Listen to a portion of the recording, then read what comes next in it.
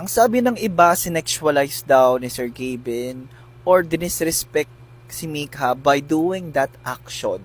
My honest and unsolicited opinion is that, are we overreacting? Never nyo pa bang nagawang i-kiss yung mga picture ng mga idol nyo?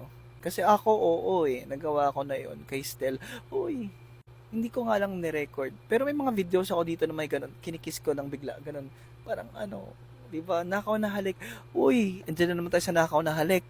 Di ba? Balik na naman tayo sa issue ng It's Showtime, especially for you.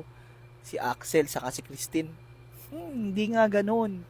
Well, for me, no, this is a video of a fanboy showing his admiration. May ibang nag-comment pa, may girlfriend na daw si Sir Gavin, ba't niya ginagawa yun? Paano kung supportive girlfriend din, di ba? Tapos fan din siya ng Beanie. Sa nakita ko naman sa mga videos nila, talagang sinusupport naman ni girlfriend si Sir Gavin sa kahit anong trip niya. Tapos nabanggit pa dito sa comment section yung teacher ka pa naman card. Kaya nga siguro hindi na siya nag-teacher kasi ma-judge siya sa content na nilalabas niya. Kung magti-teacher siya tapos ganun, may restriction, may mga bawal kasi nga teacher siya. At saka sa totoo lang no, unti-unti na tayong nagiging K-nets. Napaka-toxic na natin.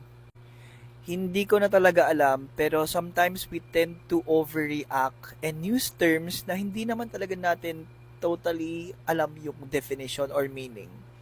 Parang mema lang, ganun. May magamit lang, may ma-call out lang, ganun.